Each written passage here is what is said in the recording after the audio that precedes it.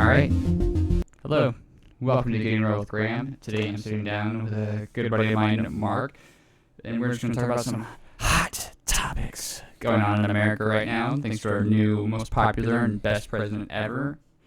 I would honestly kind of say that, like the Beatles said, and they got in a little bit of hot water when they said that they were bigger than Jesus. And in my opinion, I really do think that Biden is more popular and famous than Jesus Christ. Like, he got more votes than any president before. Like, just amazing. He's godlike, really. So let's talk about some of his new executive orders. But let's start with talking about Title IX. It's something that you hear about when you go to college and you read, all the, orientation materials.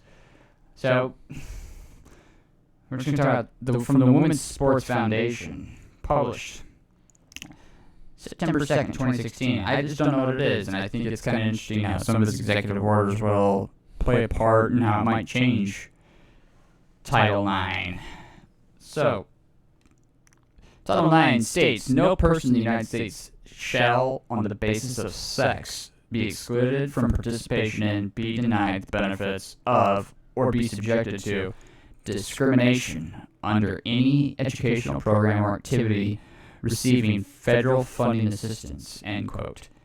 Let's take a moment to break that down before we move forward. Title IX was established in 1972. You were right. Close. No, you did say 70s or 80s. Well, I read it off of that, but I knew it happened in the 80s. I thought you originally said like the 70s or 80s. Okay. To provide everyone with equal access to any program or activity that receives federal funding and assistance, including sports. This means that federally funded institutions such as public schools. Does that include colleges? Public school, colleges, yes. Okay, I didn't know if they meant just like high schools or any public school. Okay. So University of Nebraska, It's a public school, would fall under this. So like, what's the other big college in Lincoln? Is it Wesleyan? Yeah. That's private, right? Wesleyan's private. Okay. They can have as many guy sports as they want. Okay. I would assume, because they're not being federally funded. Okay. So before Title IX, 1 in 27 girls played sports. Today, that number is 2 in 5. While we still have far to go before every girl has equal access to sports, especially girls of color. Ooh, I do not like that word. Personally, I don't even see color. Ugh. I don't think you can say that anymore, though, either. If you say you don't see color, I think that's taboo now, too. Wait, what? I think you're racist if you say you don't see color because you're not acknowledging that there are some differences out there. For a while, if you said I don't see color, you were good. I don't think it's good anymore. Oh my God! Then I do not mean. You need to get updated on your. I don't mean that. Then didn't you get your woke newsletter this week? I didn't have time to read it. I've been so inundated with all the news events and the people suffering down in Texas with the food shortages and. Oh my God! I'm sorry. Let's get some checks out there. It's okay. Dude, where is my $2,000 check at? I'm serious. I was promised $2,000. The two Georgia Democrat senators, Biden campaigned 2 months up before that election, and he said that if they went into office, the Senate would be Democratic controlled, and our $2,000 checks would be out, if not that day they were sworn in, but in that same week. And it's been almost a month now, and people are freaking suffering. I want my $2,000 check. 14's not going to cut it. Wait, who said 1,400? I was promised 2,000. Yeah. Wait, when did it go from 2,000 to 1,400? Now it's 14. When? Well, because we already gave you 600, so that's No. 2,000. That's not what our president promised us. He said $2,000 checks would be out the same week that those senators were sworn into office. I know math is not a big, thing anymore. 14 plus 6 equals 20. Yeah, but I would just read that math is racist. Oh, well, sort of the checks, I suppose. Do they have to be printed on white paper? Okay, I'm sorry, people. We're getting off topic here. You're getting off topic. That's okay. So, especially girls of color, that's not me, it's just the article right here. As you can see, I'm going to highlight it so you see that I'm not, That's in the article. We're just quoting. So, I don't think you can do that anymore either. If someone puts something offensive, you can't quote it. You could be in hot water already. We're only 5 minutes in. I don't like cold water, though.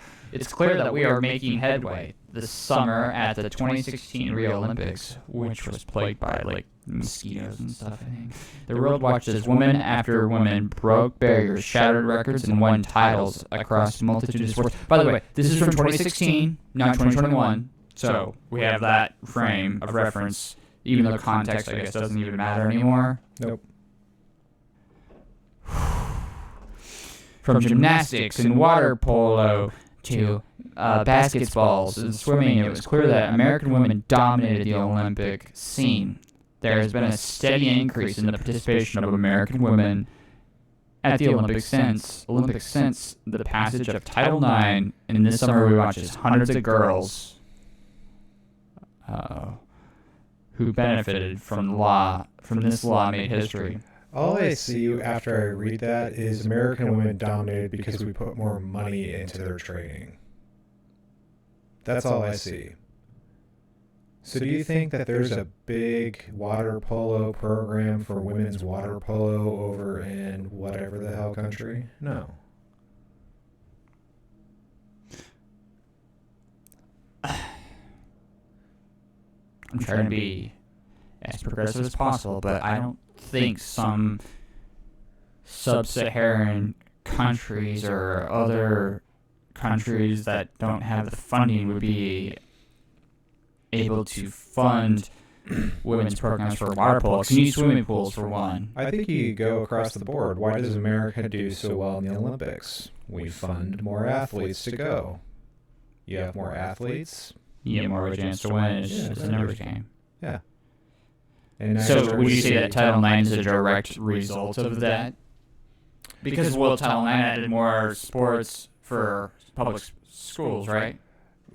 So I think Title IX helped, obviously I see the point they're trying to make. They're trying to say because of Title IX, more girls got into sports. Okay, fine. That's not a bad thing. No one's going to say girls shouldn't play sports. But to say because of Title IX, I feel like they're trying to say because of Title IX equals the success we had at 2016 Rio Olympics. But no, in a sense, though, if you have federal funding, you could enact Title IX, but without that federal funding, you could do either or. You could fund without having a rule that says you have to have... It's a federal law, or is it like a Constitution amendment, or what? I think it's just a federal law. It's not on the Constitution, but... Okay, I don't know if they amended something in there. I don't think so. Okay. So, no, I get what you're saying, though. So, also, though, that federal funding goes to schools, which the schools then offer up in scholarships. Mm-hmm. Okay.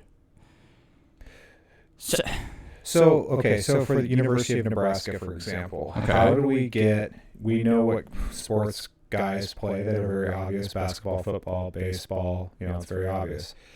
Bowling, ping pong. But we don't have a bowling team. The women have a bowling team. The Nebraska women's bowling team is actually very successful. I thought they had a men's bowling team. They don't. They might have at one time, but if you have a choice between baseball and men's bowling, which one are you going to lose? You're gonna lose bowling all day. So it's America's pastime. So these sports that you have, for example, the women's sports at the University of Nebraska: bowling, volleyball, softball, soccer, basketball. We don't have a men's soccer team. We have a women's soccer team. Okay. We have a women's rifle team. And a men's one. I think so. Okay. But you have these very niche sports. Okay. How many women do you know that shoot A, guns, and B, competitive rifle shooting? Personally, none. Exactly. How many women do you know that probably played basketball? A lot more than did competitive shooting. Correct. You can't put every girl into basketball, so what do? You create more sports that you can offer scholarships. So Which are like the niche sports. we're going to offer a bowling scholarship. Okay. You know, you're not getting a scholarship to come bowl if you're a guy, because there is no men's bowling team, because it's a choice between, hell, even men's tennis or bowling. It's probably gonna be men's tennis.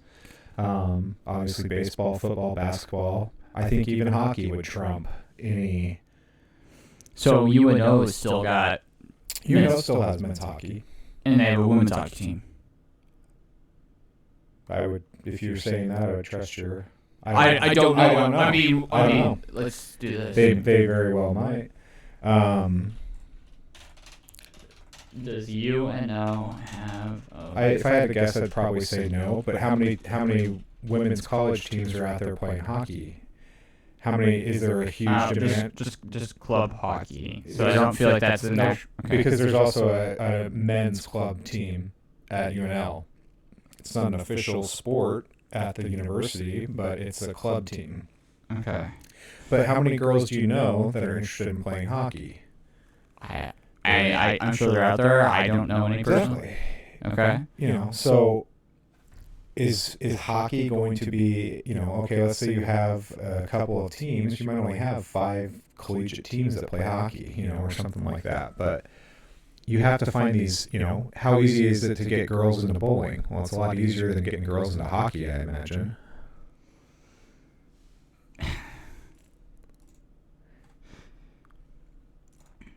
I mean, yeah, I agree. But my thing is this, though, is going back to this Title IX. Wait, like gymnast. Mm-hmm. I've never heard of like a men's college gymnast team. Sure. I'm sure they're out there, but Nebraska's got one. wait, are you serious? Yeah. We're actually not bad. I did not know that. Yeah, we have a men and women's gymnastics team. Oh, I did not know that. I'm pretty sure we still have a men's gymnastics team. We did at one time. It could have been the latest. Does Nebraska... Here, do this. Go to Huskers.com. This will be perfect. If you go to Huskers.com, you'll be able to pull up men's versus women's sports side by side. Now, why they put them in those categories?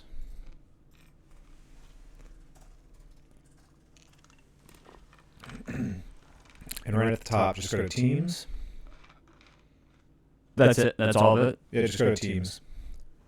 And then once you're on teams, so there you go. There's your women's teams versus men's teams. There's actually more women's sports at UNL than there are men's. Good. So look at that. That's all the sports that women are involved in. So we got, I'm just going to read them off, obviously. People are seeing the screen, but there's for women's, there's basketball, beach volleyball, bowling, cross country, golf, gymnastics, rifle, soccer, softball, swimming and diving. I hope there's a men's swimming and diving. I really hope there is. Just look off to the left. There's I gotta get to the list, Mark. I'm sorry. Tennis, track and field, and volleyball. Now for the men's. Baseball, cross country, football, golf, gymnast. You're right. Yeah, we do. Tennis, track and field, and wrestling. At least the women's have tennis and track and field. But I mean, they have. You can see they have far more 1, sports. 2, 3, 4, 5, What, 4 more 6, 7, sports than 8, guys? 9, 10, 11, 12, 13. 1, 2, 3, 4, 5, 6. Yep. So you're not being a big Nebraska fan. I'm not. And I'll tell you something here. Football, men's football, pays for every single one of those programs. Every single one of those programs loses money except for there's only 2 programs that make money at UNL. Football. Volleyball? Yeah, I've been to a volleyball game. Volleyball's about break even. Okay. They make a little bit of money. Men's basketball, football, and women's volleyball are basically the only things that don't cost money. Football pays for every single one of those sports. Not only does football fund all of those sports, but it also gives a huge chunk back to the university. And I've told you this, I'm a huge Husker fan. Huge Husker fan. But do I think that an athletic department should have a separate budget from the school No, that's stupid. Wait, say that again. You said Athletic departments. So we have the Nebraska Athletic Department, okay. which is part of University of Nebraska, right? Yes. So let's say we make $100 million in football. Okay. That doesn't go to the university. That goes to the athletic department. The athletic department will then give a chunk of that to the university. But What? they keep the rest of the money internal. So they'll spend it on athletics. So, but it's not just the football. So all of these sports are all underneath the athletic department, obviously. Correct. And football pays for all of them. All of those sports operate on a loss. Besides, like, the three main ones. Basically. Because do you think that after scholarships and coaching salaries, all the travel, equipment, yeah. The guys that take tickets at the events, do you think that I didn't even know that, like, I never even heard of, like, a rifle shooting event. Yeah, there are. We actually have a pretty good rifle team. But like, it's not, I guess I've never, like, seen it, like, publicized. Like, it's not like Husker Saturday football, like. Right. You're not buying tickets. Or volleyball. Right. You can go to bowling. I don't know that you can go to the rifle. So when you go to an event, like when they have, like, a college sporting event, like rifle, is it just the teams and the coaches, family members? Probably. I mean, there might be some. I mean, it's not like they're going to be fans there. But where do they even do that at? Oh, they've got places, shooting ranges. So, like, when bowling has events here, they'll go to Sun Valley. No shit. Yeah. I mean, and like I said, I'm a huge Husker fan. But two things on this. But how many? Go ahead. We're getting off topic with Title IX, but this kind of goes into a larger topic. Why? If you're coming to college, you should be a student athlete. We're essentially college's sports, football in particular, has just become a farm system for the professionals. Kids don't come here to play football to get an education. They come here because they want to go pro. Okay. So college athletes quit being college athletes about 20 years ago. In the 90s. Yeah, now all there's just talk about, we have to pay college athletes and all this nonsense. Okay, I went to university. I went to school with all those clowns. I saw how often they went to class. One, they got treated like gods for 4 to 5 years. Free tutors. Free tuition, free tutors. You also have every girl treating you like you're a god for 4 to 5 years. Like our new president, Mr. Biden. And if you played football at Nebraska and then you graduate, how do you think your resume is going to look? You are already connected to an invaluable network. Boosters, of people. alumni, yeah. I can't even comprehend that in itself is worth more than the education you'll get. That network of people doesn't, and like the saying is, doesn't matter what you know, it's about who you know. Yeah. It's insanely true. These guys don't need to know anything. They just need to know the right people. Hey, I made that tackle or that catch that one year that won the big game. I will give you a shot at this job. You could probably walk in and get any job. All you'd have to say is, I played football at Nebraska. You'd get a look. Think about it. You have some 40, 50-year-old guy who's a hiring manager for a local business in Nebraska who's a huge Husker fan, and he sees so-and-so come across on an application. But what about someone that has actually had previous work experience or interned? I'm not saying the guy's going to get the job guaranteed because he's a former Husker athlete, but he's going to get a look. He's going to get an interview. Just for the fact that he was a Husker. Yeah. If the guy at the hiring manager is a fan and he sees a name he recognizes, oh, guess who I interviewed? He'll go tell his buddies after the day, guess who I interviewed today for a job? Do you remember so-and-so? He played fullback in 1994. That's Joel Makovicka. Or Jeff, one of the two.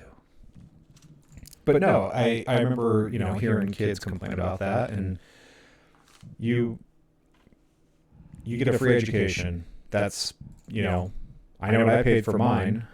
Yeah, don't get me started on that. That's our next topic. Okay. So just tying this in with the Olympics. So you really do think, though, in essence, that a federally mandated Title IX allowed for more funding Because I don't know too many high schools that go into the Olympics. Like, it's normally people like college age. Yeah. I mean, there's been, like the mid to late teens, but that's rare, in my opinion.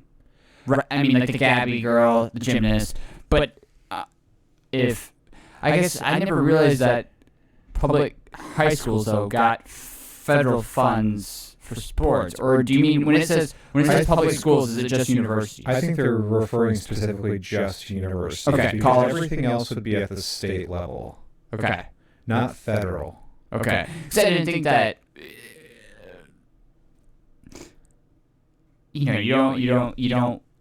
don't go to a certain high school. I mean, you can, I guess, in a big city, but like in a small town, you're not gonna drive an hour just to go to a high school because they got a football court. Like, if you're noticed, you're gonna get scouted. That actually does happen quite often these days. Kids, so not only are kids shopping around in the college area, so now Of course. you probably don't know this because you don't follow football, but you can basically transfer to any school you want. Like, they call it the transfer portal now. And back in the day, if you wanted to transfer, you have to sit out a year. There was a consequence for you making, if you sign a commitment to a school, and then you get cold feet or you hate the coach or whatever, and you want to transfer, and you don't have a good reason. Before the school year even started the season? Anytime. So let's just say you don't like what's going on, you want to transfer. Okay. Before, there was you had to sit out a year. So it's almost like a disincentive to do it. Wait. So you're saying, when you say sit out a year, do you mean, like, if you were You signed can't on... play next year. No, okay. Excuse my ignorance. So, like, say I was a senior and I signed on. If you're a senior and you're signed on to go to UNL and you go to UNL, you can't play that year? Or it's only if you get cold feet and transfer out, you have to sit that year? Well, okay. So you're going to school. You don't like it. You want to transfer to a different school.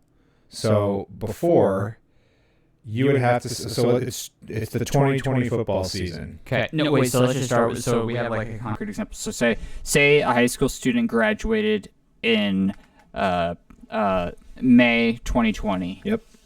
And they're signed on to go play college football in the fall. Yep. 3 months from then. Yep. So can they go and play their freshman year in football, or do they have to wait an entire year? Because that's what I'm confused about. Are you saying that you have to sit out a year only if you say you're going to go to Nebraska and then you go to Iowa? So this has already happened to kids this year. This happened last year to Nebraska. So we had kids in February or whatever say, I'm going to play at the University of Nebraska. Okay. And then before they even step foot on campus, so football starts in September. Yeah. They're gone. Once you signed your letter of intent and you wanted to transfer, okay, no, you're sitting out a year. That was the rule before. So then you wouldn't be able to play till your sophomore year. Well, don't think of freshman sophomore year. Think of calendar years, because you can redshirt, you can keep your year of eligibility, all that nonsense. What does God, I feel so stupid for asking this. God. When people say red shirts and white shirts, what the hell does that mean? Black shirts has nothing to do with red shirts. Black shirts is just our defense. It's a nickname. But red shirts is, okay, so I'm a freshman. I don't play. I never play because there's 5 guys better than me at my position. Okay. You get a free year. They red shirt you. So you get free tuition, scholarships, benefits. Yeah. So the whole red shirting thing is kind of stupid.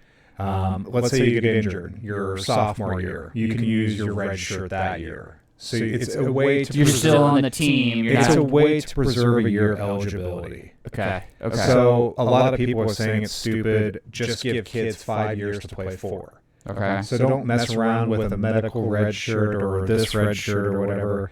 You come to the school, you have 5 years, but you can only play 4. So if you in case something happens, you get injured or family crisis, whatever. Yeah. Okay. So that's red shirts. But do other colleges do that? the red shirting, Yeah. every college red shirts. So red shirt. Okay. So like Nebraska red. Like I just thought it was like The color has nothing to do with Nebraska red. So like red shirt is just a general term. Yes.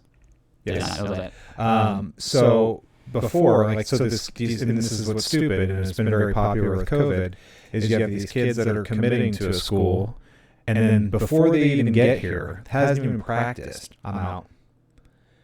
So wait a minute. You 3 months ago, you were ready to come here for 4 years. You were ready to go. And again, these are 18-year-old kids, and they have a lot of outside factors. So I'm not going to punish a kid for making a stupid decision at 18. But there's no consequence. When did that start? This just like a year ago. So it's created this huge transfer portal. So right now, you have 1,600 kids that are in this transfer portal that want to find a new school to go to because, oh, I'm sad and I was a big deal in high school, but I'm not getting playing time anymore. Keep going here. So I think if you just do transfer portal, there's probably like 1,600 kids. I've heard as many as 1,600.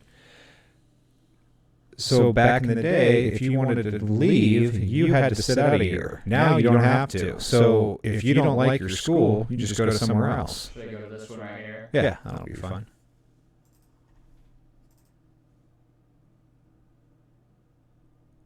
Oh, fuck. I was wondering if like an article. But see, right there, that just shows you. Okay, wait. Immediate transfer. Those guys, on this, I played for Stanford. I want to transfer to Mississippi So State. wait, so like I don't know like any of these. So like basically like okay, quarterback, JT Daniels, Yep. position, Pro-style quarterback.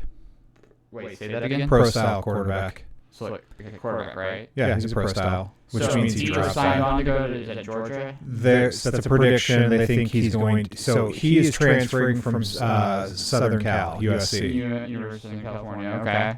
He is transferring to Georgia, Okay. and his So eligibility is immediate. So Holy cow! This is a big benefit for them. yeah. So if you don't like if you don't like the coach or it's cold, instead of, oh shit, if I transfer, I lose a whole year of eligibility. There is no deterrent anymore. So you have all these kids. Oh, go back up. We had a transfer. Who's that? Lindsey Scott transferring to. Oh wait, that's not us. Get a better logo. Nicholas State. That's our logo, you bastards. I didn't know about this until literally just Yeah. 10 minutes ago. So now what the problem is you have these kids who want this instant gratification because they've been told since 8 years old they're God and they should start right away. Oh, go back up. There was somebody. That kid, Noah Vedral, Yeah. he is actually from Wahoo. And he transferred from Nebraska to Rutgers, and he's their starter now. Is he that good? No, Rutgers is horrible. No, I mean, is he? Good enough to start for Rutgers? Yes. Good enough to start for us? No. Do you think that played a part in it? Oh, he knew. And, like, there was no love lost. There was no, like, hard feelings with him. Like, when he left, it was like, hey, good for you. You're going to go somewhere and play. Because he was never going to play here. That's what I was trying to say. Like, yeah, he good was for him. No, it's totally good for him. And no sarcasm. I'm glad he's... Because he was never going to play here. And he knew. Who's that? Yep, Andrew Bunch, same thing. He's a quarterback. So you What's know, it mean when it says dual? So there's dual threat quarterbacks versus a pro style quarterback. Dual threat quarterback just means he can run more. Pro style quarterbacks is they're slow, they drop back, they pass. Pass only. Okay. Yeah, dual just means they can run a little bit. Yeah, so he's going to go play at Southeast Missouri State. Gotcha. I mean, basically all the logos without me hovering over them. Oh yeah. Oh crap! Sorry, people. I forgot to pull this up. So basically, we were at. So right now, with all that being said, there are 1,600 kids. So in addition to with this whole COVID thing, every kid was granted a free year of eligibility. So what did it used to? So you're saying like when you're talking about able to play for 4 years or play for. So let's say you were a junior in March of 2020. High school or college? College. Okay. This is all college. You're a junior at the University of Nebraska. You're playing basketball. Okay. And then COVID happens. You're a junior this year.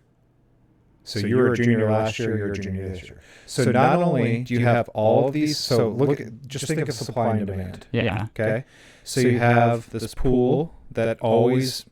Every 4 years or 5 years, you get rid of all these kids and all these new kids come in. You have this pool. Okay, this pool gets bigger with incoming freshmen, like always. But then instead of having outgoing seniors, hey, guess what? Everyone gets a free year. Most of the seniors are sticking around. So not only does that create a bigger pool, but now you have this transfer portal. And so you have all these kids that are looking for a new home. But guess what? The pool's so big, there's going to be a lot of kids without a home to go to here. Because everybody else is thinking the same exact thing. Like, well, not only that, but there's nowhere to go. Where are you going to go? Like, you're saying because of that, basically, people are hanging around the extra year, which is not really allowing. It's not going to create enough empty spots for people to go. Correct. So you have all these kids who think, oh, greener pastures, I'll just go to a different school. But you might go somewhere, but there's no guarantee that you're going to instantly play. And then are all of these people, are they, I don't say intelligent enough, but do you really think that they are say someone like might start like, you know, whatever, a second string for like Nebraska or whatever, and they're thinking about going somewhere else, whatever.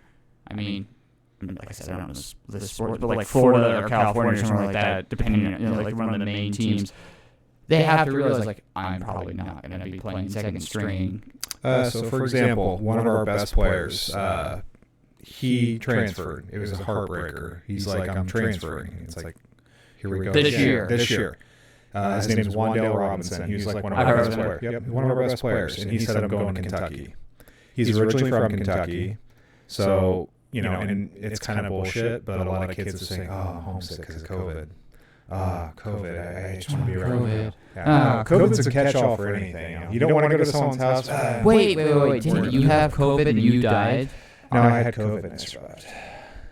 I know. Take care of yourself, people.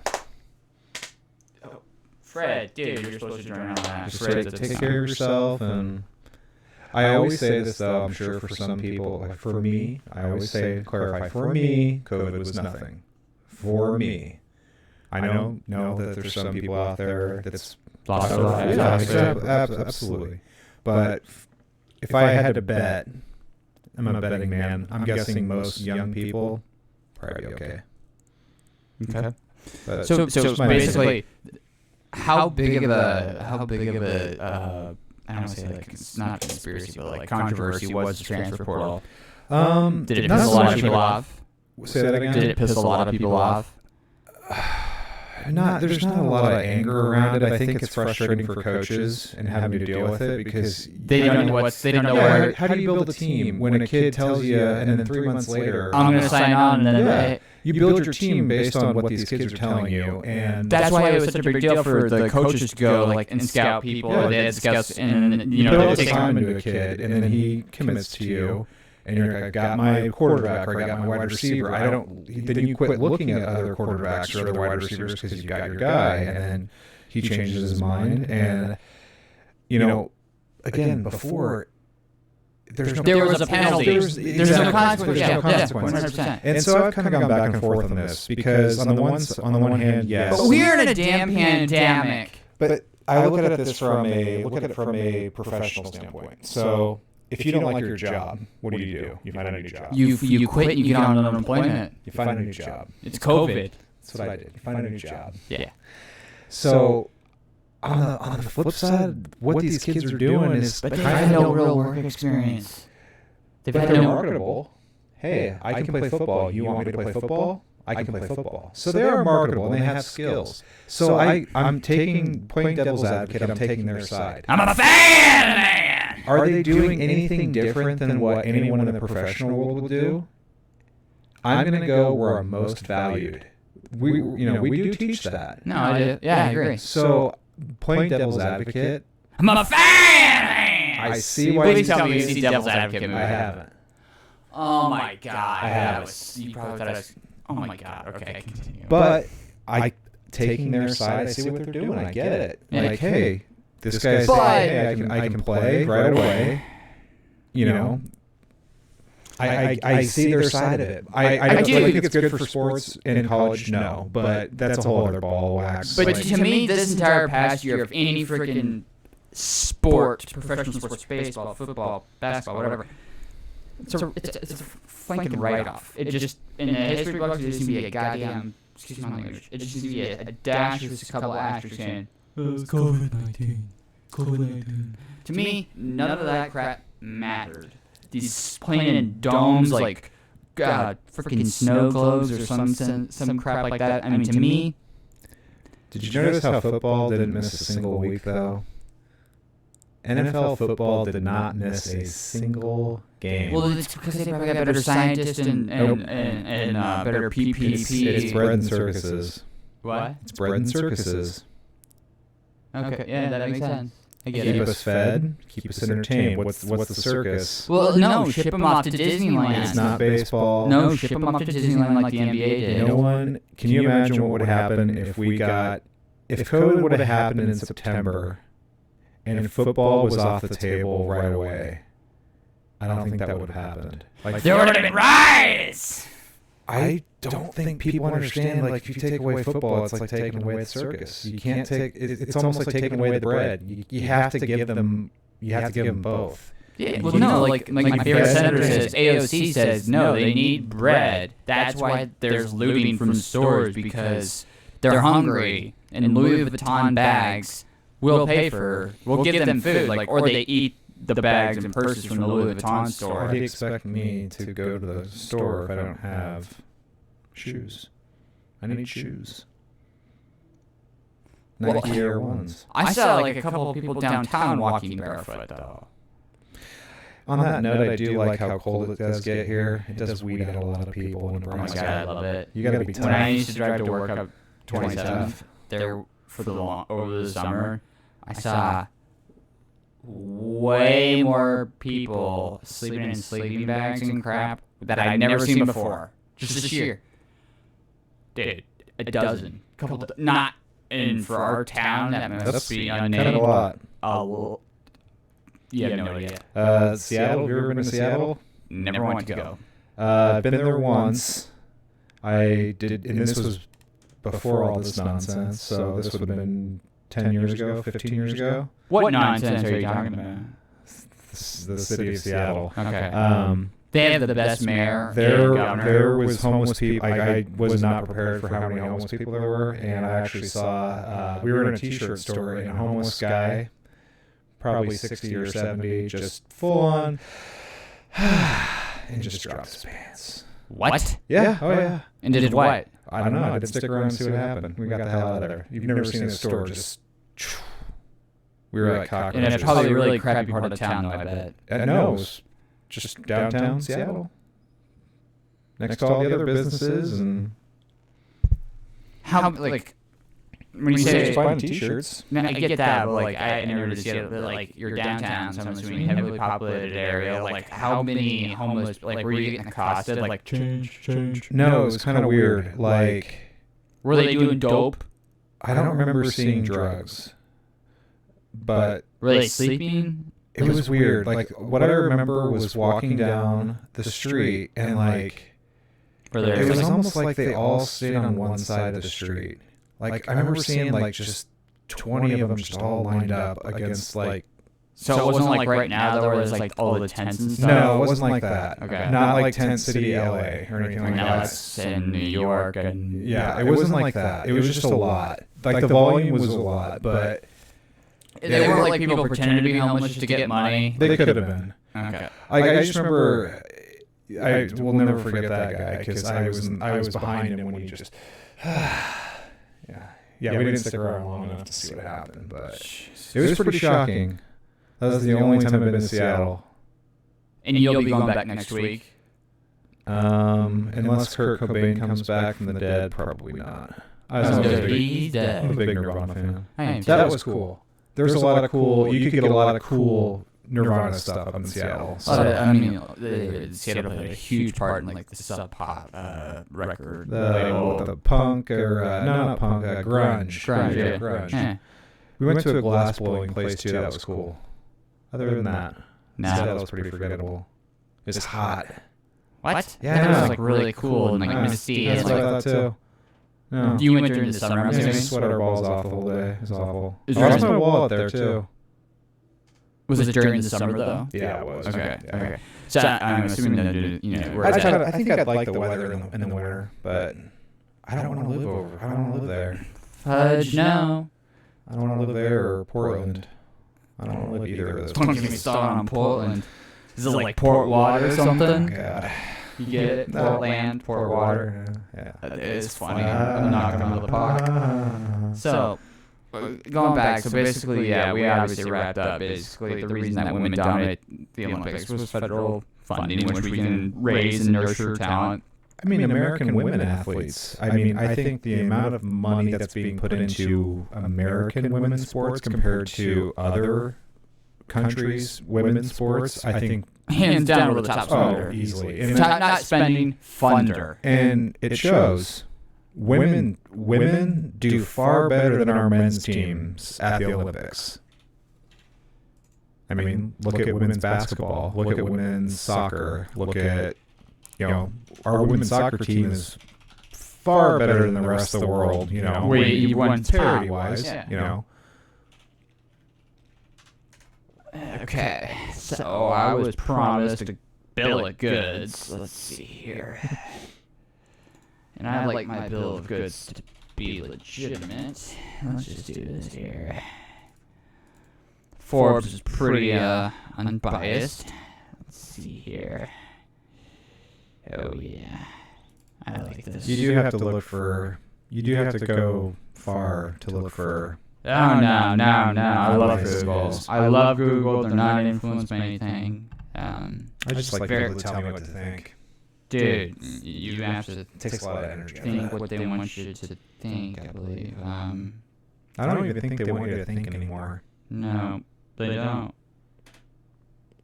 Let's see here. Oh, yeah. All right. I can't believe you haven't seen The Devil's Advocate, dude. It's got the guy from The Matrix and the movies where he's an assassin. Oh my god, what was his name? The movie where him and his buddy like time travel.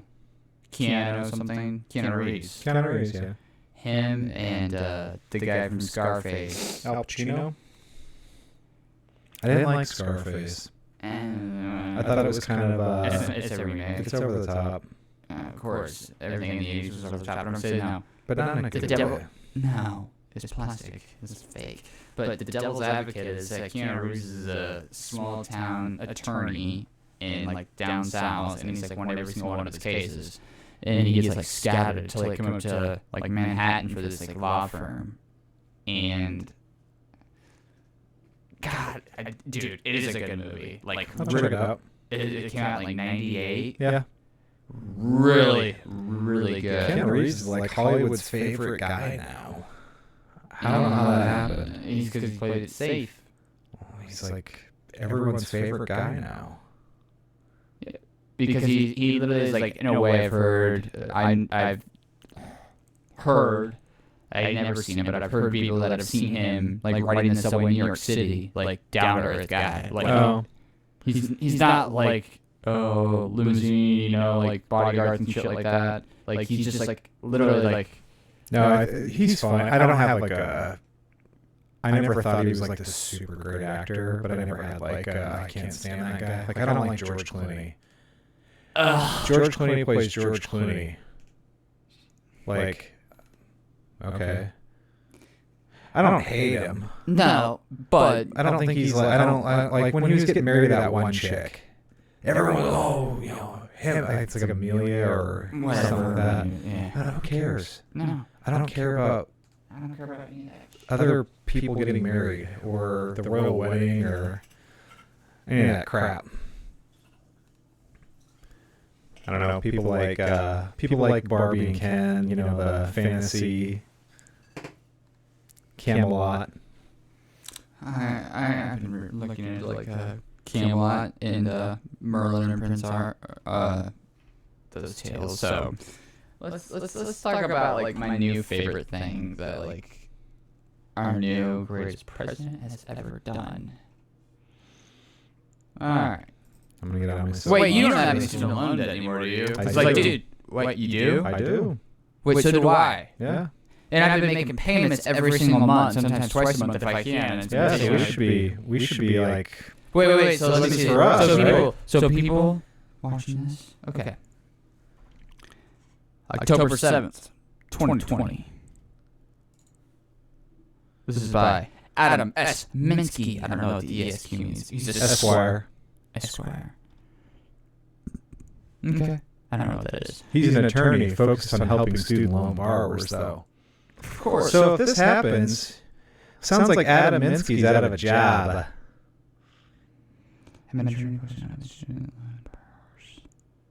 So Adam, what do we need you for? God, I almost feel like there's a lot of people like that who right now are dependent on, how should I word this? Helping people that are dependent on debt propagated and extended by the federal government.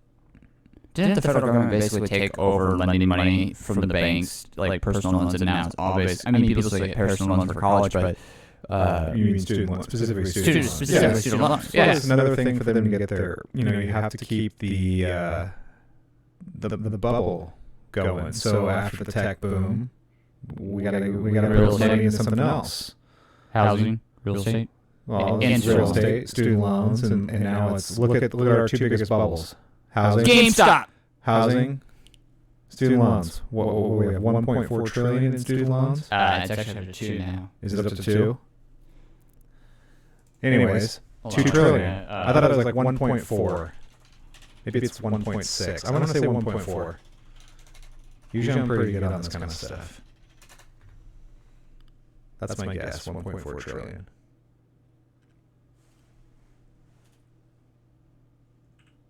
What would you call it? The total. Total outstanding student loan debt, 1.4 trillion is what I'd say. 1.7. 1.7? Okay. Somewhere What's 300 billion between friends? God, I could have swore. Okay, I was off. I'm sorry. So it's almost 2. God. But that's a lot of money. I don't think people realize what $1 trillion looks like. It's like a swimming pool full of dollars. That's like how many swimming pools? Just one. Like a hot tub. Yeah. So just one swimming pool full of $1 bills. Yeah. Yeah, that'll do it. Don't ever dive in a swimming pool full of like gold coins, cause like you'll kill yourself. Unless you're Scrooge McDuck. I never heard. I know. DuckTales. That's from DuckTales. I don't know what that is. DuckTales. You're not a kid of the 80s, though. No. All right. So our new student loan debt. Let's get into greatest student president. So I'll share a little story. Okay. A coworker of mine, love the guy, good friend of mine, not former coworker, current coworker. He's a good guy. I know how he voted this year. It doesn't matter, I guess. He voted for Trump. Fine. Who cares? I don't care who you vote for. And he came in, I think it was last week. And again, I love the guy. But I totally disagreed with him on this. He came in and he was really excited. I heard Schumer and Warren, they want to pass $50,000 in student loan debt relief. And he was really excited about it. I am too. And I wasn't excited about it. Because Why? Because I'm a sucker for paying my student loans. That's why. All right. That's what a real person, man, does in America. Is you pay your debts. Well, Just remember. That's the thing. Like, I feel like I kind of had this. It was probably about 2 weeks ago. I asked my dad. It's like, have you ever felt like in maybe '68? Maybe my dad felt that way when like the world was kind of there's a lot going on in '68. Yeah. Robert Kennedy, Martin Luther King, all that stuff. All that stuff. Yeah. But like I feel like I'm kind of having this point where everything that I was taught or everything I believe is basically being said the opposite. Like you're supposed to be a strong, independent, for us men, we're supposed to be strong, independent men. We're supposed to take care of our women. We're in a good way, not, women are supposed to be protected by us. We're supposed to take care of them. Yep. You're supposed to, honor your responsibilities. You're supposed to, all Respect that your stuff. elders. All that stuff. Yeah. All that stuff. it's almost like it doesn't, that none of that stuff matters anymore. So it's almost Exactly, like it's the exact opposite. we value victimhood. We value, people that have a sob story. It's a grievance industry. We, and it's based, we have to look at the victimhood hierarchy to figure out how justified your outrage is. And it's like, so, this bothers me because, in full disclosure, so my student loan bill after 4.5 years of college was $23,500. Right now I'm sitting at $7,500, so I've paid off. Damn, that's really good. What is that? 16? Yeah. 16,000. So $16,000 I paid back. That's just principal. That doesn't even include interest. And yes, I know I get, you write off the interest at tax time, whatever. But, and I remember somebody asked Elizabeth Warren this on the campaign trail. He said, and this was when she was still viable for president, he said, okay, you want to waive the student loans. My neighbor, I paid off my daughter's student loans in, let's say, 5 years. My neighbor over here bought a house or bought a brand new car, bought a boat, bought all this other shit. So am I going to get a check for what I paid back? And her response was no. So there's so many things here. Moral hazard. Elaborate. What do you mean by moral hazard? Moral hazard, the fact that there is no consequence for making a dumb decision. But now there's a consequence for making the right decision. In a way, because if you think about it, if you're going to pay back your student loans and this debt forgiveness, are you going to get a check for $10,000 or $50,000? No, I won't get a check for the 16 that I paid. No, but I'm saying in a way though, in essence, people can interpret that to say, hey, I think the moral hazard is a couple of reckless lending, reckless borrowing, reckless lending. You have It's the exact replica of the housing bubble in a way. It's the same thing with the medical bubble too. Do you think that hospitals are going to charge less if they know the money's guaranteed? No, it's the same thing for colleges. Why does tuition keep going up? Less? Yeah, it was in the federal. Yeah. So if one step further, there's always this thing of unintended consequences. We eliminated student loan debt. Great. It's not like people are not going to respond to that. So if there's going to be a serious if universities know that you're going to just eliminate the debt down the road anyway, what prevents universities from charging whatever the heck they want for tuition? They get paid no matter what. Dude, it's sacred. In my high school, and I really am pushing for this, I really do kind of think that they should have a serious... I hate saying this. A designated class for kids starting in their sophomore year to start learning about what borrowing student loans in college. To go one step further, personal finance needs to be taught from grade first on through high school. I would agree with that. My sister is probably one of the smartest people I know. She is a PA. She's got her whatever she needed to get for that. She could point to any part of her body. Did you say DA or PA? PA. So she's a physician's assistant. So she's basically a doctor without being a doctor, without the debt. And she's one of the smartest people I know. She could probably fix anything on your body. She could tell you what everything is. First question when she got out of college, what's the difference between principal and interest? She didn't even know. So someone like that, who's insanely intelligent, who's went to school a lot longer than I did and paid a lot more than I did to go to school, still doesn't even know the cost of borrowing. And I run into that with my job. You run into that with your, maybe not so much with you, with corporations. I run into it on an individual level. But I deal with that, personal level. People don't understand what an interest rate is. They don't understand what a 20% interest rate does on a $50,000 balance. So I think there's a lot where we could do to educate the kids to make better decisions. And then not make them so flim-flammy when it comes to making decisions in regards to college majors. That's another one, too. I felt like there was this unofficial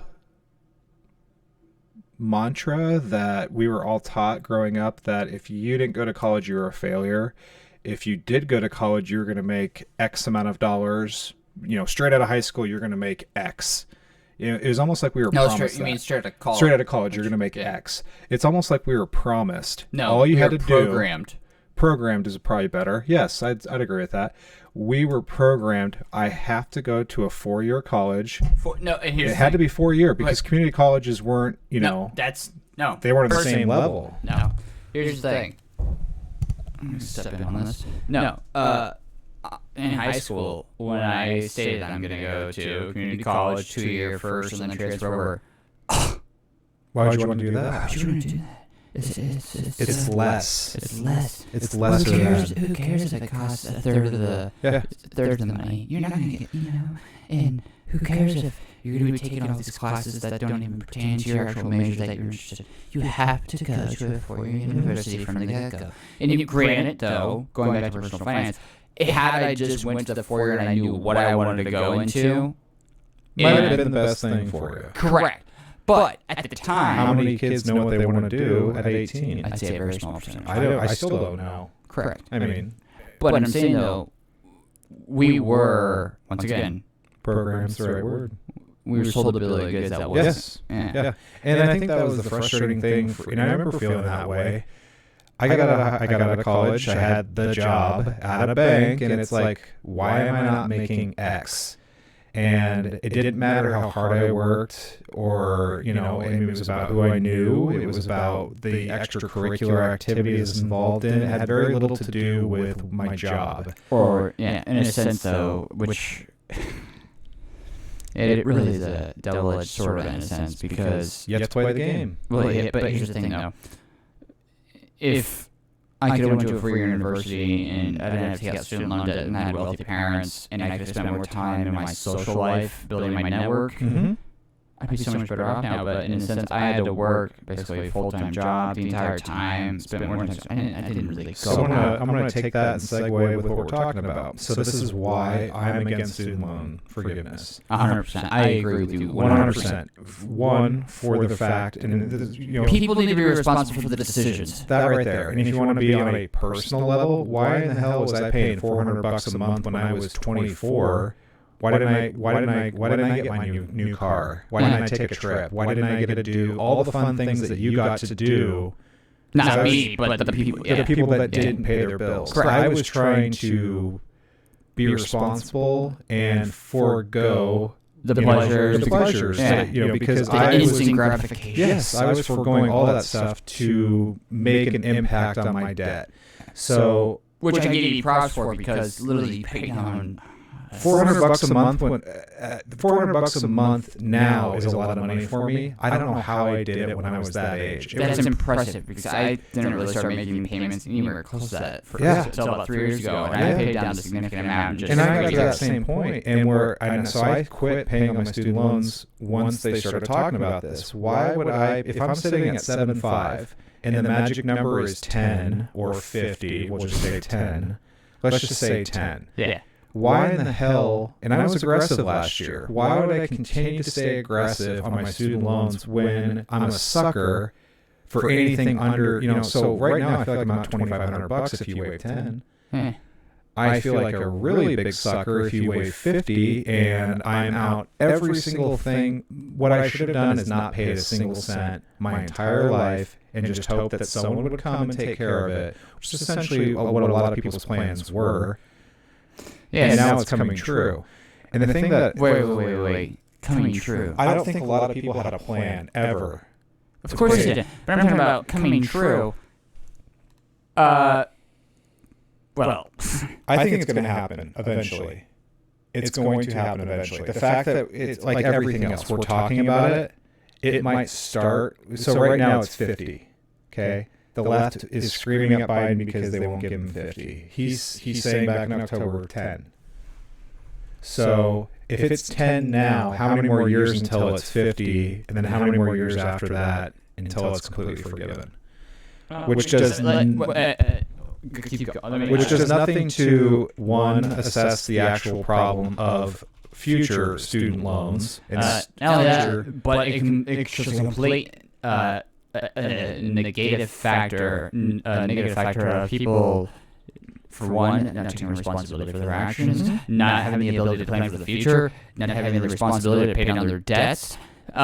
Anybody that does take that forgiveness should have serious repercussions for their credit score, for their ability to take loans out in the future. You've proven that you can't pay back what you thought what you agreed to previously pay back. And I agree that we should accept China's social credit scoring, and that should play a major impact on those people's ability. Wait, no, I'm being serious. I love China. I love China. Like, I love them. I love their swordsmanship skills and making good swords. But I'm just saying, though, literally.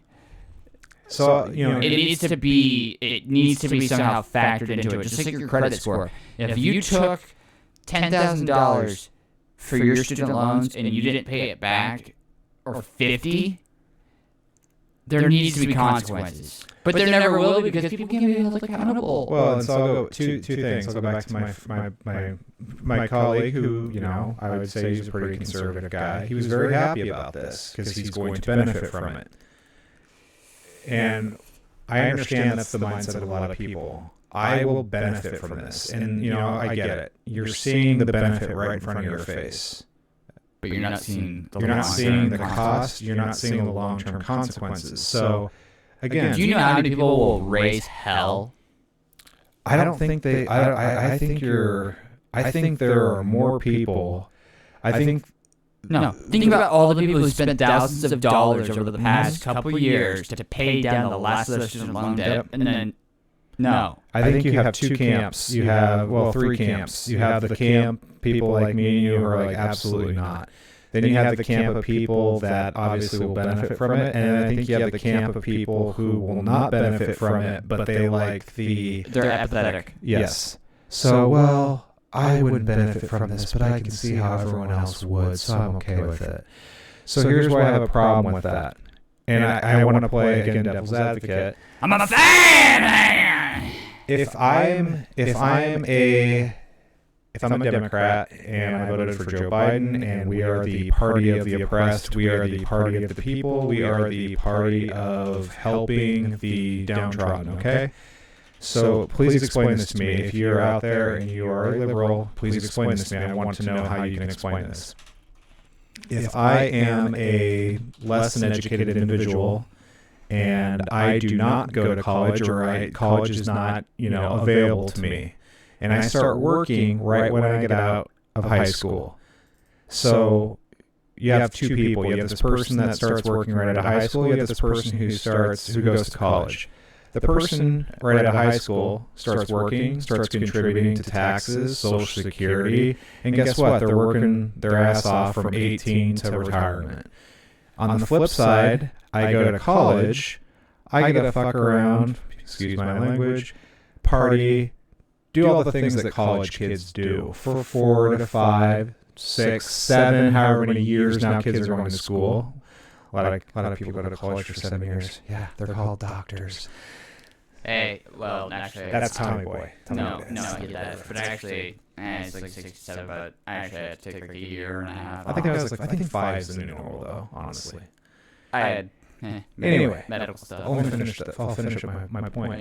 But you have these people that do what college kids for 4 to 5 years, who are not contributing to taxes, who are not contributing to Social Security, who are not working, who are basically having a pretty good time for 4 years. So then you're going to give those people an additional, like, what's the argument for, okay, let's waive student loan debt. Why won't you just waive credit card debt instead? Wouldn't that help all people? I kind of feel like... Why not like... mortgages? Why not mortgages? Why not rent? Why not everything? Why don't we just print $30 trillion and pay off our $30 trillion in debt? Wouldn't that cause hyperinflation? No. Of course not. What's inflation? Inflation's less than 2%. No. You can't inundate... No. Inflation's less than 2%. It's always less than 2%. No. When you print all that money... Oh, I get it. You're joking. Okay. Well, yeah, because...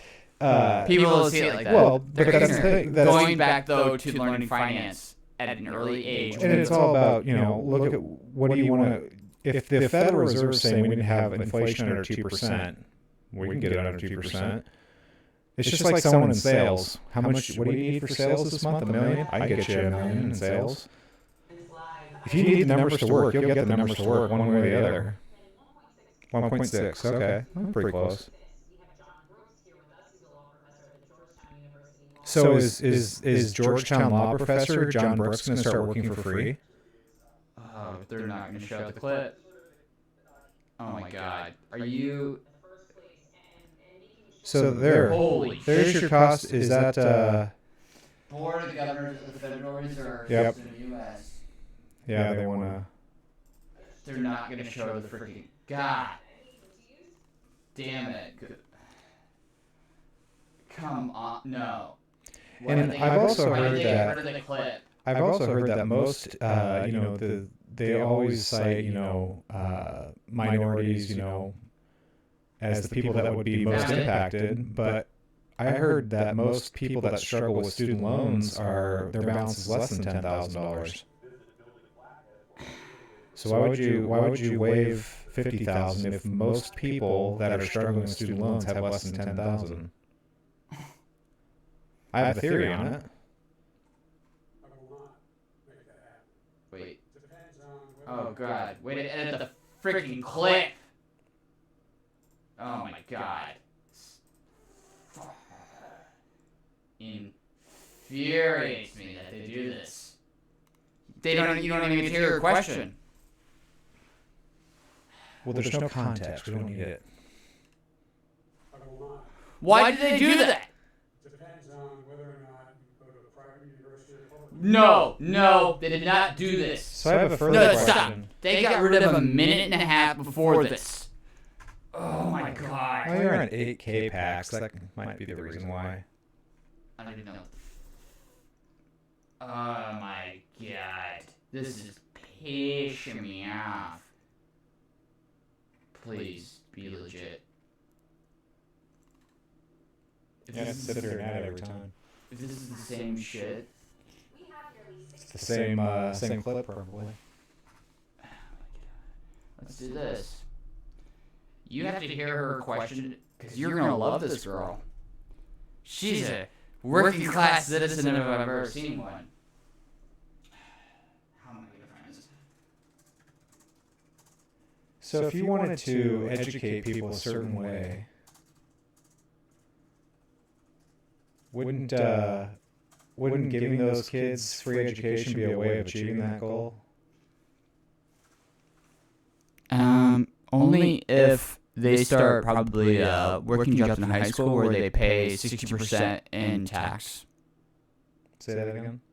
Only if those people that want free education, they have to that group of people, they need to set up a separate tax system for those individuals to where if they get free education, then they are locked in to a certain tax sector or segment. I'm saying I understand why. I understand the reason for the left pushing it. You're getting, the universities that you're paying for. They're churning out people just like you. So you want more people to think like you? Well, pay to go to school to think like us. Yeah. So what if I want to pay? For kids to go to the school that I want them to go to teach them what I want them to be taught, So can I steer those funds to certain schools that don't teach, art history or other pointless college degrees? What do we get for our investment? That's what I want to know. If we're paying all this, what are the consequences for these kids getting this free education? Do we get a follow up with them? Do they get more funding for certain majors, less for other majors? Are we going to treat all majors the same? Is an art history major the same as a chemical engineer major? Those are very important. Art history. Well, We need to understand. We understand. Do we need to have more gender studies? Of course. I mean, all that stuff. Is gender studies is There's same 39 now. as an engineer? No, there's 30. Actually, I think it's 42 genders now. Why There would could we be more. stop? There could be more to explore. We got the new rover on Mars. How many more genders will that rover discover on Mars? It's endless. It's endless. I hope there's at least a couple dozen more on Mars. Oh my God! Way to let me down, NYP. Come on, please. Student loans are Pound it. Here we Fist go. me. Fist me. Got the whole thing. Let's hear this. All right. I am so glad you get to see this, and I love that it's right there too. Did you see this is the same clip? Oh, they had to edit their own clips. All right. Crushing my family, friends, and fellow. Good evening, Mr. President. Student loans are crushing my family, friends, and fellow Americans. Me too. Crushing. Let's wait. Good God. Me too. Wait, listen. Student loans are crushing my family, friends, and fellow Americans. Me too. Hashtag. The American dream is to succeed, but how can we fulfill that dream when debt is many people's only option for a degree? We need student loan forgiveness beyond the potential $10,000 your administration has proposed. We need at least a $50,000 minimum. What will you do to make that happen? I will not make that. Did she say at least a $50,000 minimum? Mm-hmm. Happen. It depends on whether or not you go to a private university or a public university. It depends on the idea that I say to a community, I'm going to forgive the debt, the billions of dollars of debt for people who have gone to Harvard and Yale and Penn and the schools my children. That's a pretty bad went to response. state school. Even if I was liberal, that's a horrible response. Forgiven rather than use that money to provide for early education for young children who are come from disadvantaged circumstances. But here's what I think. I think everyone, and I've been proposing this for 4 years, everyone should be able to go to community college for free. For free. I'm a little more okay with that than public. I'm not happy about it, but And the tax policies we have now, we should be able to pay for it. You spend almost that much money as a break for people with You mean those tax policies that you helped write? resources. And I think any family making under $125,000, how do you survive on less than 125K? university, they can By the way, if you live in a big city, Chicago, New York, LA, 125,000, you're freaking poor. Which is pathetic. It's true, but it's Hey, pathetic. dude, those Democratic leaders never let their I liked how when everyone was lining up in food lines, all those vehicles were 50,000, 40,000. Maybe it's priorities. Maybe we need to look at priorities. Maybe instead of getting a $50,000, forgiveness on your student loans, you don't go out and buy that big metal box that costs you 50 grand, that loses 20% of its value every year.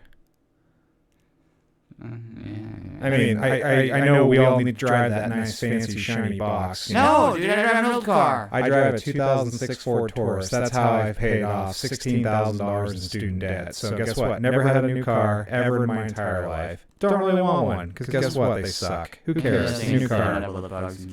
I would rather buy a million other things than a new car. I don't value my self-esteem based off of something that new and shiny. No. God, he looks so amazing right there. Well, and so this is how I kind of going back to my buddy at work. My buddy at work he lives in a $300,000 plus house. He's got a beautiful wife. He's got a good life. He's got a fantastic life. He does not need $50,000. He will be able to pay his bills no matter what. So why would you give? If you're a bank and you lent someone money, why would you even collect on it? Why wouldn't you just waive it? Why don't you just hand it out for free? If you're willing to do all of this, how is that any different? And so, again, going back to my buddy, he was excited about this. And this is how I see it. You basically just upgraded your tickets on the Titanic. You're still in the same boat as I am. You just have better seats. You might have a better view. You might have better food, better music. That's brilliant. But you're still on the Titanic with me. And that's all people can think about. Well, I'm getting bumped up to first class. We're still going to fucking crash. We're going to die. But I get a better meal. And they're playing very good music on the first class. That's how I see it. No, I'm with you 100%. You have no idea. How dumb has our public be? That's what it is. People can only see how it directly impacts them. And here's what I keep hearing too. I heard him say this, and I heard my brother say this as well. With all this printing of money, I'm not going to have to. The comment was, it's going to really suck for our kids that they're going to have to deal with this. And I'm not having kids, so it's going to be your kids that are stuck with it. But see, I reject that. I reject their notion at all. They're thinking maybe it's a defense mechanism. It is goddamn a defense. And that was a defense mechanism right there. Right. I'm not going to have to deal with this, but my kids are. Okay, you're taking comfort that you're not going to have to deal with it. And I completely disagree. We will have to deal with this. One, we already are. Two, do you not think that the bill for all this, we have $30 trillion. Do you not think that we're still young? In the next 5 years, in the next 10 years, in the next 20 years. People don't realize how fast policies can change. Yes. Will impact your life substantially. Very quickly. If the foreign holders of our debt decide, let's see what this debt's really worth, and they put it on the market all at one time, good luck to us. Because what people don't understand is, oh, well, I got my check for $1,400. If your check doesn't buy you anything, it doesn't matter how many checks you get from the government. Doesn't matter. Look at the great, prosperous country of Venezuela, for instance. Oh, God. Venezuela. Wow. They're doing really well. They're doing great. We need more leaders like theirs. As long as oil doesn't drop below 120 a gallon or a barrel, we're going to be just fine. Hey, we're at 63 right now. It was at negative 30 for a while there. Back in March, you saw it? Like minus 30? No, are you talking about Brent crude? I don't know if it was Texas or... Oh, yeah, it's just talking about Brent crude. I don't know about their export, though, but... Check it out. You can fact check me, but I'm pretty sure it got negatives. Okay. Let's just see what he has to say. That should be free. He doesn't even know what he wants to say. And the thing I do in terms of student debt that's accumulated is provide for changing the existing system now for debt forgiveness. Okay. Wait. Hasn't he been in politics for 50 years? So...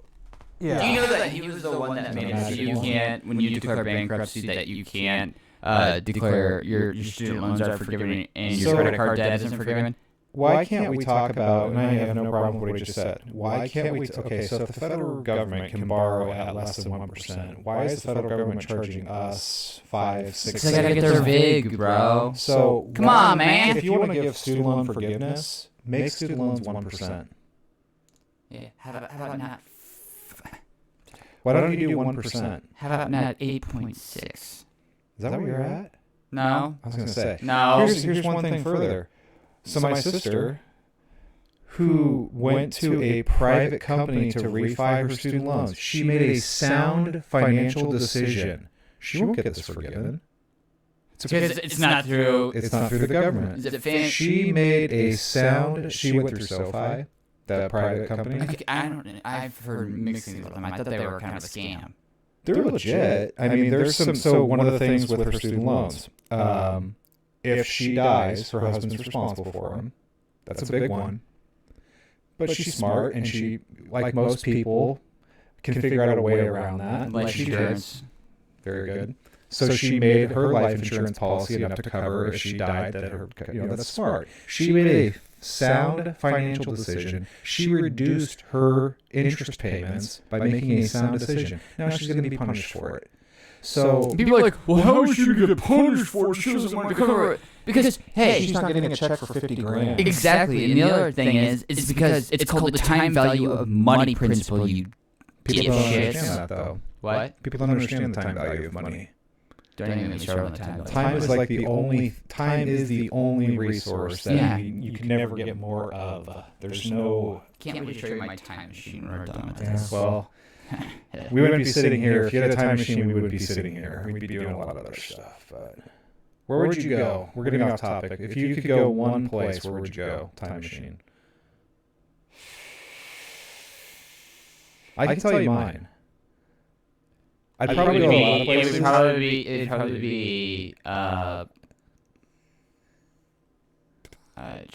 probably be June of 2017. I'm not going to name the exact location, but it'd be June 2017. Okay. I was thinking more like historical. So I would go to historical? Yeah, I'd go to the Kennedy assassination. I'd want to see. I want to be like, I'd be standing on the grassy knoll to see if anyone was there, and then I'd go up to the book depository and see if he was the only one there. Like I would want to be there as an observer, knowing what was going to happen before it happened, so I could see all the unknowns that we don't know now. Like, Okay, was there someone so on the historical wise, then mine would probably be 1869.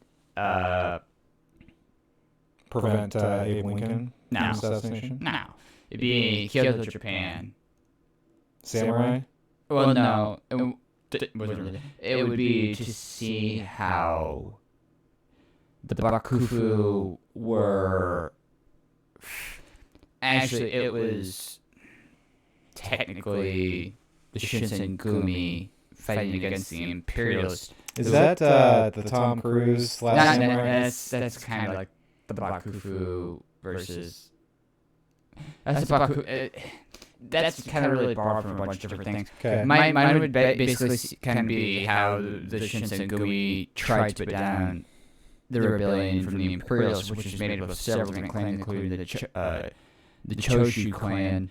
But basically, I'd like to see how the people felt because basically they were oppressed for so long. You can't necessarily say it's the samurai because they were kind of. Do you know, like, technically what the samurai were, besides just swordsmen? Like, basically, the samurai were basically people that were the lords of different areas where they got a huge stipend from the government. Okay. But almost like, for lack of a better word, like local warlords. Correct. Chiefs. Correct. But there was only. There were certain chiefs that were probably maintained by the federal or the imperial government. Like, here's your stipend, here's your stipend. The imperialists were the revolutionaries fighting. So no, you can't say that it would have been Okay. Not the king, emperor. So what happened was those from. Are you talking about the modernization of Japan at that time? It started with the Meiji. It started with the Meiji government that really kind of took effect in 1869, 1870. So what happened was though the ruling class, they were like basically right underneath the emperor. They went to like the emperor's court, and what happened was over time from I think 1400, might have been from like 1200. I'm not quite sure. I'm not up to date on my Japan history, but basically what happened was in 18 somewhere between 1850 and 1866, Commodore Matthew Perry from America sailed to Japan and forced them to open up trade. Mm-hmm. And so what had happened was Japan. This is why I liked our former president's policy of isolationism in a way. People looked at it like a bad thing, but he put the nation first. I'm kind of an isolationist myself. I kind of am too. But my thing is, though, what had happened was, though, in those times, though, was that there was a serious amount of, I don't know if I was going to say poverty, but those warlords and samurai had become drunk with power in a way to where they were basically like, yeah, where they were getting that stipend, that guaranteed money, and weren't necessarily keeping up their duties. And no incentive to improve their village or their people's lives. They wanted to keep things the same way they were because they were living high on the hog. But there was so much. At the time, it's a dire poverty and basically inter-slavery in a sense that things had to change. The oppression was too much, and the emperor really at that time, in a way, wasn't really the one laying out the rule of the land. So it was that group of samurai warlords where they were basically in a parliament of their own. And basically the Imperials, which was basically the Imperial Army at the time, was made up of a handful of clans that said, we're sick of this shit, we're going to revolt, we're tired of these elites basically ruling without contributing to society. And so that's what caused, that was the precipitator to the Meiji Restoration, which was the Japan Revolution.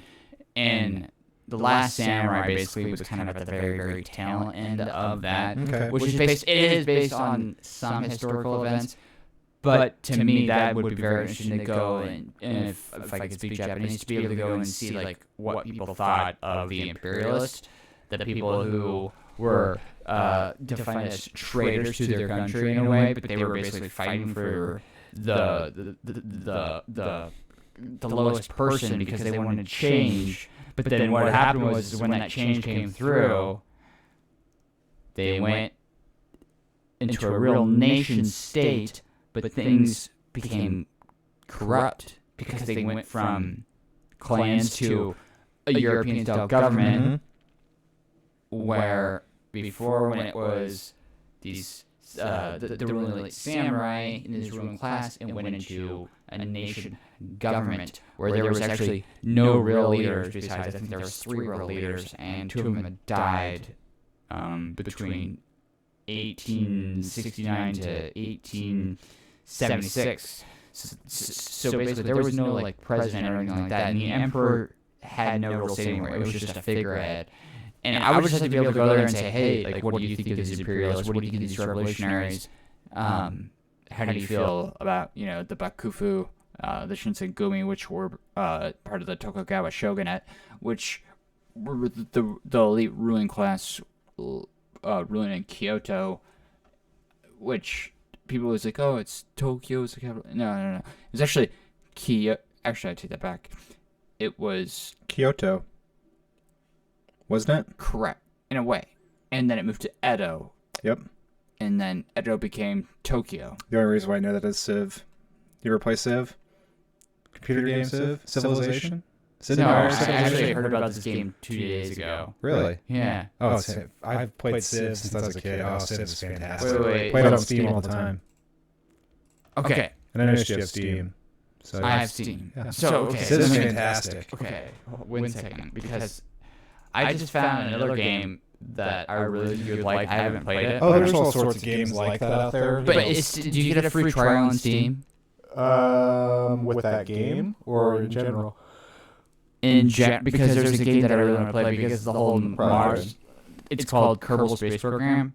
Oh, I haven't heard of it, but You have to use like math and legitimate stuff to like actually like build the spaceship to like actually like take off. You gotta use like all of the weight and all these.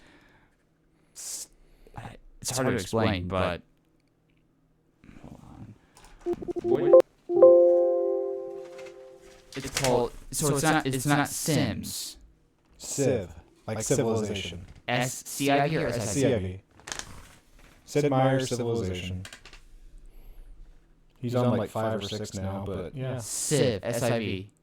Sid Meier's Civilization. So Civ, CIV. So Civ 1, Civ 2, Civ 3, Civ 4, Civ 5. Okay, for whatever reason I can't log on my Steam right now, but I'm gonna check it out. But do check into the Kerbal Space Program. I think you'd really like it. But I guess other than that though, I guess the other historical thing that I'd like to go check out would be like the early days of the founding fathers, coming up with the Declaration of Independence. I am fascinated by how intelligent those men were. I don't think people realize. No. I don't think people realize and appreciate how intelligent people were. Like, think about it. Think about how much time you waste in your day on your phone, playing video games, watching TV, movies. You didn't have that stuff. So you did things to improve yourself. And not only that, but those men did things to improve the future of the nation, which wasn't even a nation at the time; it was a colony, and they were trying to get the shit taxed out of them. Some of the most. They were the most courageous. They were the most intelligent people and warriors, legitimate warriors. I read John Adams' book, and it was really good. And John Adams kind of had this really interesting take on government and religion. And basically, he said, because a lot of the founding fathers had a Christian, background, and you could argue, it's not even argue, it's Christianity and our history are kind of tied together, and they weren't stupid. They obviously understood. But people in this modern society, they look back and like, oh my god, they were buffoons or They think you cannot judge people 200 years ago on today's... Context is eliminated now. You can't judge people. But I remember John Adams saying, okay, so let's just say if God is real or God is not real, okay? He took the most intelligent standpoint you could possibly take. If he's real, well, then we're doing everything we're supposed to. But if he's not real, then we should just be giving everyone opium. Because if God isn't real, what's the point of having good government? And that gets into a whole religious standpoint too. What's the point of, why don't we all just drink and smoke opium and just dull our senses all day long? Why is that? If there's no meaning, if there's no, there's no... I did not know about John Adams. I didn't realize that he was just philosophical. Yeah, John Adams is probably... I'd say probably one of those philosophical fathers. John Adams, and this is the one thing Do you I know the name respect... of the book? I think it was just John Adams, his biography by, God, he did George Washington too, also a very good one. I'm just going to put same author as George You'll find him. I could probably find it for you. But John Adams was a lot of people know this, but he's a lawyer. I didn't know that. He believed in law over, and I can't disagree with this. The rule and the letter of the law, basically covered everything. A lot of people don't know this, but he was the one who defended the British soldiers in the Boston Massacre. Think about how unpopular of a job that would have been. Yeah.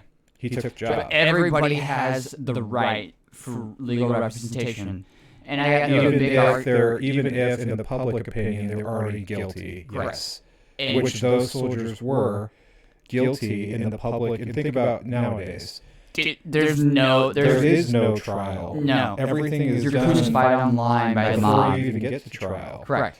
Brett Kavanaugh was a piece of crap before, No, he wasn't. He was, we sat there and spent how many days on Brett Kavanaugh, but we didn't talk about that guy. We didn't talk about his accuser. Yeah.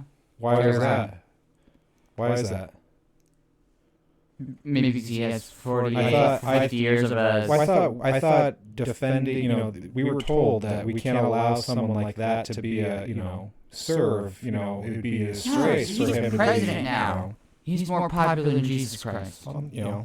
If you, and that's the other thing too, do you want your leaders to be, do you care if your leaders cheat on their wives? I mean, let me put it a different way. If your leader does what he's supposed to, does his job, and does it well, do you care if he does drugs? Do you care if he has an affair? Sorry, no. I care if he's supposed to be the leader of the country. I care that he puts America first. Yes. And I care that he actually cares about his job. Does his job. I don't need someone like our president 2 times ago where he was like the ultimate father figure. He was the ultimate presidential. But okay, let's talk about both sides. Okay, let's look at examples of what we've had. We've had Joe Biden accused of sexual assault. We had Donald Trump accused of sexual wait. assault. Not only sexual assault. You gotta put the other thing. I'll just be nice. Okay. So we'll just go through what we actually know. Okay. So accused of sexual assault. Donald Trump accused of sexual assault. Bill Clinton accused of sexual assault. No. Yes. Wasn't just accused. I know. We call him Cigar Man. Why? I never heard Cigar Man. What? Are you talking about the hit list? What are you talking about? No. Cigar Man. Hold on. Let me do this real quick. I don't know what you're referring to. Are you talking about the... Oh, okay. He was Yeah. using a cigar on. Oh, I didn't know that. I never heard that part of it. What? I never heard that part of Are it. you serious? With who? Monica? Yes! I never heard that part of it. Like an actual cigar? Yes! I never heard that part of it. That's great. But going No, it's evil! No, what I'm saying is we have this long track record. LBJ, total scumbag. LBJ I once... freaking hate him. I think LBJ... He destroyed America. I think LBJ is one of the worst presidents Worse. we've ever had. He destroyed America. LBJ found out And he's... how promiscuous JFK was, because we all know JFK was a hound dog. When LBJ found out, he bragged that he slept with more women on accident than JFK did on purpose. LBJ was the one that ruined America. LBJ had a button installed so Secret Service could buzz him when his wife was walking in because he'd been previously caught with his secretary in the Oval Office. No. And JFK, him and his brother only killed Marilyn Monroe. I mean, so what do you want? Allegedly. What do you want? Allegedly. Do you want someone who's No, good at their job? by the way, we say allegedly, we don't know that for a fact. Allegedly. Do you want someone who's good at their job, or do you want someone who checks off all these boxes? Well, he's, going back to, 2 presidents ago. I say all the right things, and I can read the teleprompter. I'm a horrible president, but I say the right things, and I look the part. People would rather have that than a Donald Trump. Yeah, those people are dumb as shit. They are. And they're not real. They don't care about the future of our country. How do you expect you will never have a better elected official than our populace. So when you say populace, do you mean... I mean us, every one of us. These people we elect are not going to be better than us because they come from us. So you can't expect this guy... No, I disagree with you there because they come from the system. The system that now is further tied into big tech, big media, that brainwashes. People don't understand the impact of propaganda and legitimately brainwashing tactics to where people don't think for themselves anymore. No, they don't. You know, I thought that the last president would be the shock to the system. I thought 4 years wasn't enough. I would have thought 8 would have been a start to rebuilding our country and weeding out. But I think the swamp, instead of being a small pond, turned out to be a great lake. And you realized it? I also, and this is one that I really struggle with because it's the same thing that I see for, really hardcore Christians. It's an odd bedfellow. Like, I'll be the first one to say, like, I'm not a big Trump fan. Do I hate him? No. Would I wish he would have shut up a lot more? Yeah. He was a liberal, though. No, he was at one time. No. He didn't even know what he was. But he was more, I would say this. There was no way he was going to get on the Democratic ticket. No. He found the ticket that he went on, and he ran on that ticket. But I would say, though, until that time, he was a Democrat. Oh, I mean, when the Clintons are at your wedding, that's usually a pretty good... All the money... That's a pretty good sign. I'm sure he gave money to both parties, but and I'm just saying that. Not a lot of people from New York are going to be... Even conservatives in New York are going to be pretty liberal. So even if he was conservative in New York, I'd say he was pretty liberal. But... And that's not even a bad... Like, being liberal, being conservative, that's not a bad thing. Though, It's being leftist. I got to say this, though. The term has been... Well, the goalposts are always moving. The no, it's not the same term as what me and you both know what it means, liberal. Right. It's not. Even I think liberals are finding they're not liberal enough nowadays. Or that they're not at all, and that they have to hide themselves into the ranks because they don't want to get kicked out. Because they don't want to be exposed. What was the guy? So there was the guy in California who had to resign from, was it Firefox? I think the... Oh, yeah. He had to resign because in 2008, he said he was for traditional marriage. Yeah. Guess who was also for traditional marriage in 2008? Obama. So... How is it that you guys were so... You must have been, all of you that are saying we're intolerant now for not supporting gay marriage, what did that make you in 2008? Have you progressed so much as a human being since then? Or maybe it's something that you had an opinion on and you changed your mind based on how the winds were blowing. What does that tell about people that go and dig up old tweets and post about people 2, 4, 6, 8, 10 years ago? Or high school yearbooks. I can safely say that I did a lot of stupid shit in high school. We all did. So I would be Can you imagine going to a job interview and someone pulling up something you said in high school? I'd be appalled. I wouldn't be able to defend that either. I'd be really embarrassed. I would too. I probably said a lot of stupid shit. I probably said a lot of stupid shit last week. Not as stupid as what I said in high school, but... No, I mean, from what I know, yeah, I would say it would be 5-10 years ago. Yeah. But going back onto that whole thing right there, though, I do want to ask you, if you got to take out soon, let me know. But I do want to ask you this, though. Probably should find a spot here. This is way past my bedtime. I'm sorry. No, you're fine. Well, this has been fun. I love how we just went out on a tangent. No, that's usually what happens with you and me. We just get going on something and... We all know, though, you can't just... When a large... We know that in this nation, in a sense, due to the internet, social media, that the people that make the largest amount of noise are the smallest majority, and that people are afraid, and you cannot dole out. You can't just forgive debts. You can't. If people strongly feel that way, and you're out there, let me borrow $50,000.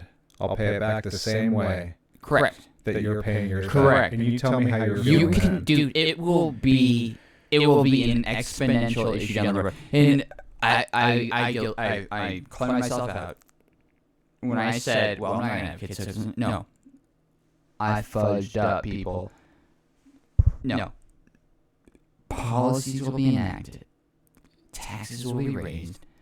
Prices of everything will go up, and everybody will suffer. We cannot allow ourselves to fall into this victimhood mentality, which is basically a sidestep for Marxism, to where you have to be the biggest victim. Oh, I took out student loans. You know what? Deal with it. Deal with it. Find a way. Get a job. Take two. So many people. I've worked. Dolly Parton got canceled from the Super Bowl because her commercial was working 9 to 9. Did you hear about that? No. So you know her song "Working 9 to 5." Dolly Parton working 9 to 5. Yes. Dolly Parton song, very Yeah. popular. So she did a commercial during the Super Bowl for ShareFile. Ooh, God, I'll screw it up. Anyway, the commercial was she rechanged the lyrics working from 9 to 9. Okay. Like we're in a 12-hour day. Yes, but the commercial shows this person getting off their 9 to 5 job, and they go home and they start doing essentially what you'd like to do. You know, setting up a business or a web program or a YouTube channel or a Twitch stream. And so the idea was after you get off the grind, the 9 to 5, you go and you do what you're passionate about. You know, you do that working 9 to 9. You know. I see that and I'm like, yes, you hate your 9 to 5. You're doing what you're supposed to do to get out of that 9 to 5. You're working extra hard to get out of what you don't like. She got blasted for it. Why? Because how dare you suggest that people have to work more than 8 hours to survive? Because you're suggesting that people need to work 12 hours a day just to have the essentials? And my argument to that is yes. You work as many frickin' hours as you need to work in a week. Are you fucking kidding me? No, I'm not kidding you at all. That actually happened. Dolly Parton got criticized for the 9 to 9 job because we don't value hard work anymore. And I want to know this. When did everyone decide? France said 35, which, let's follow their example for anything. But when did everyone decide that 40 hours a week equaled cell phone, car, house, food, shelter, clothing? Just because you work 40 hours a week does not mean you're guaranteed to survive. No! I've been saying that for... If I work 40 hours a week delivering newspapers, are you going to give me a brand new car, a cell phone, a house, clothes, food, shelter? No, because it's not worth... That's not worth that. Did you find it? Are you fucking... What was the company? As soon as you say it, I'm gonna be upset because they do all sorts of stuff. God, it was the Dolly Parton Super Bowl ad. I don't know what the company was though. Okay. I want to share. It's not share Dolly space. Parton turned down position. No, not the statue. They wanted to build a statue over in Tennessee. She said no. What'd you get for her? Gig. Yeah, that was something Says else. Indeed. Was it Indeed? Says okay, so right here. Then I'm looking it up too. See if I can find it. NBC News column of Dolly Parton's Super Bowl commercial slammed as Oh, cheap. Squarespace. It was a Squarespace. Squarespace? Yeah, I found that. It's a Squarespace, yeah, it's where you build your own website. yeah. That's what it is. It's a minute long ad, or you can find it on YouTube. But yeah, she got blasted for it.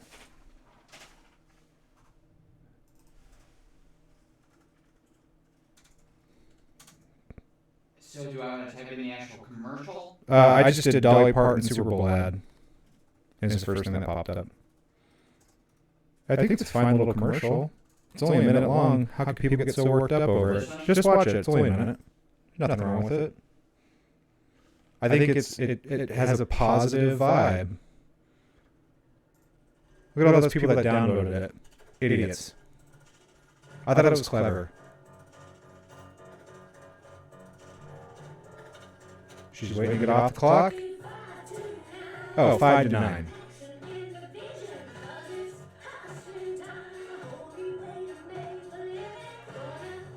Just read the lyrics. What's wrong with any of those things?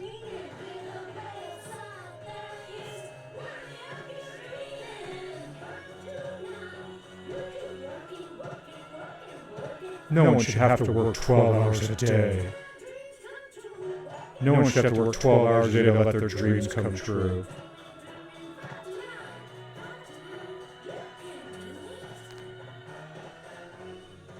Yeah, how dare you? I want to see what the look at those downvotes. Those are almost as many downvotes. Oh, that's bad if they turn the comments off. But look at how many downvotes there are. Because people don't think it's fair. Oh, well, what if I don't have skills to work from an extra job? No, you want to go home and watch TV. These people want to go home and work an additional 4 hours. Well, that's not fair that they have more drive than me. That's what it is. And I don't know who said it. I think it was Thomas Sowell. Do you ever listen to him? I love Thomas Sowell. I love Thomas Sowell too.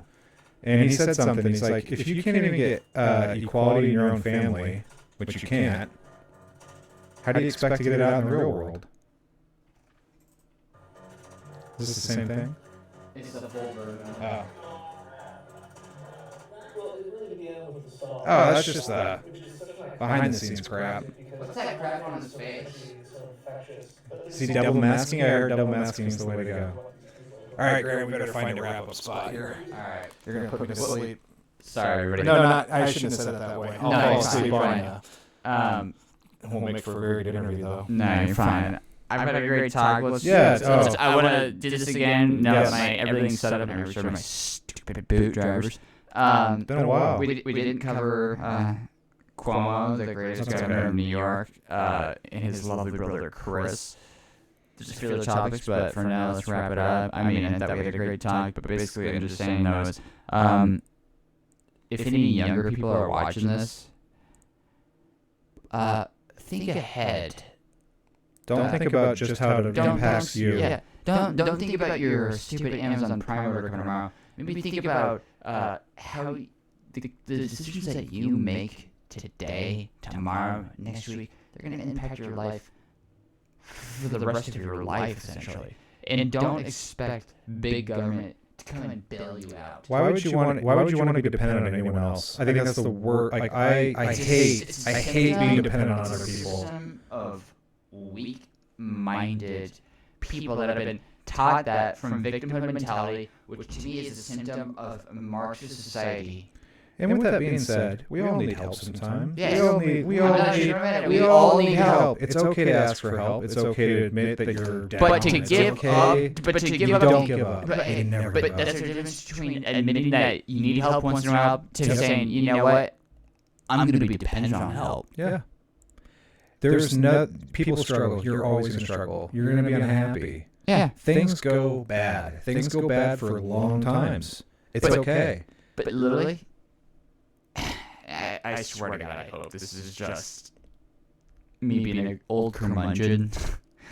Pull yourself up your goddamn bootstraps. Yep. I've worked 2 to 3 jobs. Literally, Human The beings fact are that made people of had an strong outrage stuff. over that goddamn Dolly Parton ad makes me sick to my freaking Human stomach. beings are made of very, very strong stuff. This notion in the last 10 to 15 years that we're all this weak, I can't handle, trigger warnings, and if I hear certain words, guess what?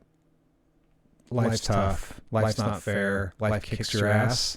Life's going to kick your ass multiple times. This is my biggest fear. Just keep getting up. This is my biggest fear, though, Mark, is that kids who are adults now, they've had such an emphasis on, and I haven't been to high school in so long. There has to be a change in not only our education system, but in our, well, more importantly, the political system. But there has to be a change because to influence young people, young students in middle school and in high school, maybe even grade school, that has to change, because until that victim mentality thought processes are We need to quit valuing victims. I'm not saying that victims should not be heard, understood, and listened to and respected, but just because you had a bad life doesn't mean you're entitled to anything. Guess what? There's always going to be winners and losers. There's always going to be unlucky and lucky people. There's always going to be good-looking people. There's always going to be ugly people. You don't choose. You don't choose what you get to be. no, you get to choose to better yourself. You make the most of what you were given. And guess what? Some people, you're not going to get a equal shake. I can't go be a pro basketball player. I've accepted that. So guess what? I'm going to go into other things. You could go to the women's league. I could. But couldn't the guys just go compete? Couldn't the guys who don't make it in pro ball just go do that? They're already doing it. Yeah. I know. All right. Everybody, we'll be back. I had a great time. Yes, I did Mark, too. thank you for Long your, overdue. thank you for taking part in this. Everybody, take it easy. Good talking. This is Getting Real with Graham and featuring Mark. Peace.